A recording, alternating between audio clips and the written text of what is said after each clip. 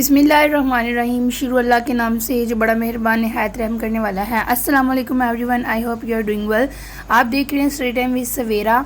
और इस चैनल पर जैसे कि आप लोगों को भी पता है कि हमने बिजनेस स्टैटिस्टिक्स आईकॉम पार्ट 2 की बुक स्टार्ट की हुई थी। कल हमने जो है पहले चैप्टर की जो है वो बेसिक रेडी की थी। अगर आप लोगों ने ये वीडियो नहीं देखी है तो पहले जाके इस वीडियो को वॉच करें ताकि आपको इस वाली वीडियो की भी समझ आए। कल हमने चैप्टर नंबर 1 स्टार्ट किया हुआ था और चैप्टर नंबर 1 का जो है वो हमने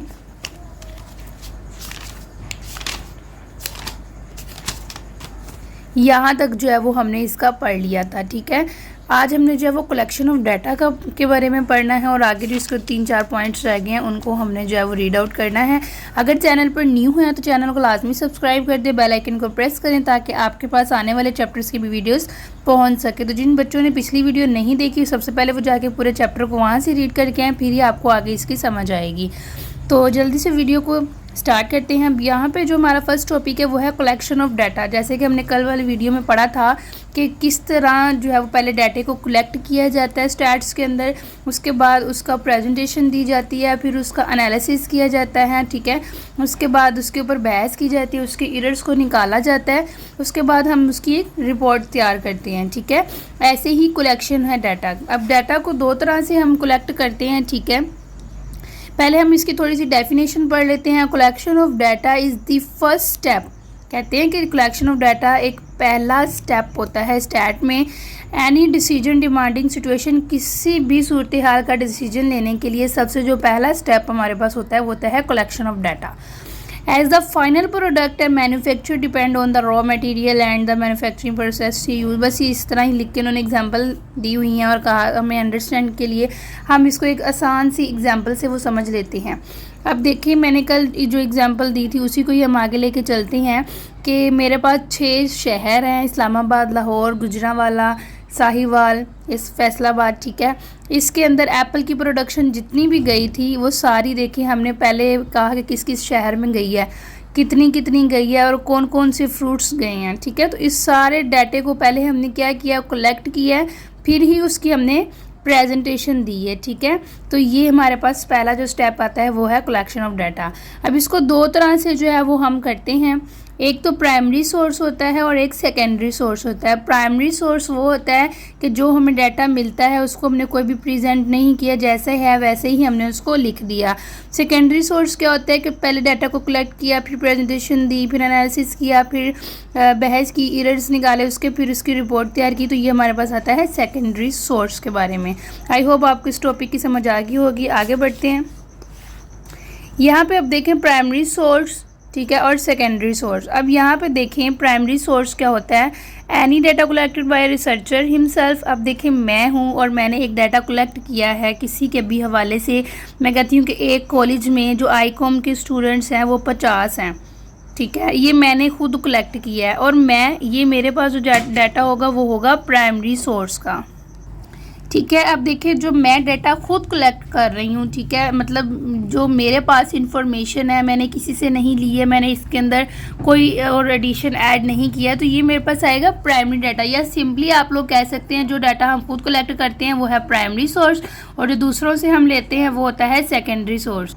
तो सिंपली आपने ये दो चीज़ें ही याद रखनी है, प्राइमरी जो हम खुद करते हैं, सेकेंडरी जो हम दूसरों से लेके कलेक्ट करते हैं जो हमारे तरफ से कलेक्ट नहीं हुआ होता। ठीक हो गया, सिंपली बस ये दो बातें आपने याद रखनी है। ठीक है, उसके बाद सेकेंडरी सोर्स की 2 टाइप्स हैं, पब्लिश सोर्स और अनपब्लिश सोर्स। ठीक है, पब्लिश सोर्स क्या होता है कि the various source of publish data include report and publications, यानी कि ऐसा डाटा जिसके अंदर जो है वो रिपोर्ट भी इंक्लूड होती है। ठीक है, और वो उसको सब लोगों ने देखा भी होता है या जो पब्लिश्ड हो जाता है। अब देखें international bodies like United Nation Organization, अब ये तो सबको पता है, यानी कि जो बड़े बड़े हमारे पास डिपार्टमेंट्स आते हैं ना वो सारे हमारे पास पब्लिश के होते हैं क्योंकि वो गवर्नमेंट के होते हैं और उसको हर बंदा ही जानता होता है। ठीक है, अब जो अनपब्लिश हैं कि ये किसी भी एरिए के किसी भी गवर्नमेंट डिपार्टमेंट के, जैसे कोई भी गवर्नमेंट का कॉलेज है तो वो जो हमारे पास होगा, अब हर बंदा नहीं जानता कि लाहौर कॉलेज है उसमें कितने स्टूडेंट्स होंगे, पंजाब यूनिवर्सिटी में कितने आईकॉम के स्टूडेंट्स होते हैं। तो ये सारी जो सिस्टम है जिनको हर कोई नहीं जानता वो अनपब्लिश सोर्स में आ जाते हैं। ठीक हो गया, नेक्स्ट बढ़ते हैं हम। Method of collecting primary data. अब प्राइमरी डाटा को कितने मेथड से जो है वो कलेक्ट किया जाता है। एक होता है डायरेक्ट पर्सनल ऑब्जर्वेशन, ठीक है, डायरेक्ट पर्सनल ऑब्जर्वेशन के हम खुद से ही डाटे को पहला तो ये मेथड है कि हम खुद ही डाटे को कलेक्ट करें, उसको प्रेजेंट करें और सिंपली जो है वो उसकी रिपोर्ट तैयार कर दें, ठीक है। दूसरा जो मेथड है वो इनडायरेक्ट ओरल इन्वेस्टिगेशन है, यानी कि इनडायरेक्ट नहीं है, मैं जाती हूँ 10 लोगों के पास और उनसे उनकी राय पूछती हूँ, यार आपकी क्या राय है इस बारे में, आपकी क्या राय है, आपकी क्या राय है। वो 10 जो होंगे वो मुझे मुख्तलिफ तरह से जो है वो अपनी राय देंगे, फिर मैं उनकी इन्वेस्टिगेशन करूँगी और कोई भी एक डिसीजन लूँगी तो वो हमारे पास आएगा इनडायरेक्ट ओरल इन्वेस्टिगेशन, ठीक है। एस्टिमेट थ्रू क्रॉसपोंड अच्छा जी, एस्टिमेट्स थ्रू क्रॉसपोंडेंट्स, ठीक है। अब ये क्या है कि अंडर दिस मेथड, इस मेथड के अंदर हम जो होते हैं लोकल एजेंट्स को हायर करते हैं, ठीक है, ताकि वो उस एरिया की इन्वेस्टिगेशन करें, ठीक है। उसके क्रॉसपोंडेंट्स कहते हैं कि एरर्स निकालना किसी भी रिपोर्ट्स के अंदर, ठीक है, जो भी हमें रिसर्चर ने इन्फॉर्मेशन दी है उसकी ट्रांसमिट करना, ये सारा हमारे पास इस मेथड के अंदर आता है। अब जो लास्ट मेथड है कि वो इन्वेस्टिगेशन थ्रू शेड्यूल क्वेश्चनियर। अब मैं एक इन्फॉर्मेशन लेती हूँ, उसके मैंने 10 सवाल बनाने हैं और 10 सवालों का जो है वो मैं आंसर लेने के लिए लोगों के पास जाऊँगी, उनसे क्वेश्चन करूँगी, तो ये सारा जो सिस्टम होता है हमारे पास ये आता है इन्वेस्टिगेशन थ्रू शेड्यूल क्वेश्चनियर, ठीक है। आई होप इसकी समझ आ गई होगी। नेक्स्ट हम बढ़ते हैं difference between primary and secondary data. ये इंपॉर्टेंट शॉर्ट क्वेश्चन है, ये पेपर में आ जाया करता है, तो आपने इसकी डेफिनेशन को लाजमी जो है वो रेडी करना है, ठीक हो गया। Difference between primary data and secondary data, पीछे भी हमने इसकी डेफिनेशन पढ़ी है। प्राइमरी जो हम खुद करते हैं, सेकेंडरी जो दूसरों से कलेक्ट करते हैं, तो ये आपने इसकी डेफिनेशन करनी है। उसके बाद एडिटिंग डाटा, अब नाम से ही शो है कि डाटा को किस तरह से एडिट करना है हमने।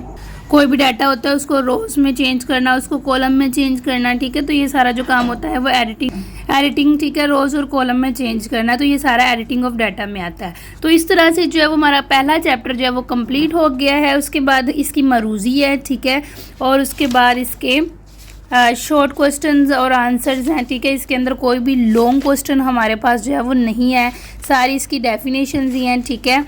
तो इस तरह से जो है जैसे जिस बच्चे को चैप्टर रेडी हो गया ना, अंडर चैप्टर रेडी होगा, उसके लिए डेफिनेशन मुश्किल नहीं है। लेकिन अगर आप लोग फिर भी चाहते हैं कि मैं आप लोगों को डेफिनेशंस भी करवाऊँ और MCQs भी करवाऊँ, तो इंशाल्लाह आप लोग कमेंट में बताएं, हम नेक्स्ट वीडियो इसी के ऊपर बनाएंगे। और उसके बाद जो है वो हमारा चैप्टर नंबर जो 2 है, वेरी इंपॉर्टेंट है, प्रेजेंटेशन ऑफ डाटा में से मस्ट होता है कि हमारे पास जो है वो 2 आते हैं लॉन्ग, ठीक है, तो इसको हम स्किप नहीं करेंगे। जो चैनल पर सब्सक्राइब कर लेंगे उनके लिए तो बहुत आसानी, क्योंकि मैं इसको बहुत ही इजी वे में करवाने वाली हूँ। बहुत ही इंपॉर्टेंट इसके जो क्वेश्चन है हम सिर्फ वही करेंगे और बहुत ही अच्छे तरीके से करेंगे। तो चैनल को सब्सक्राइब कर लें ताकि इसकी वीडियो भी आप तक पहुँच सके।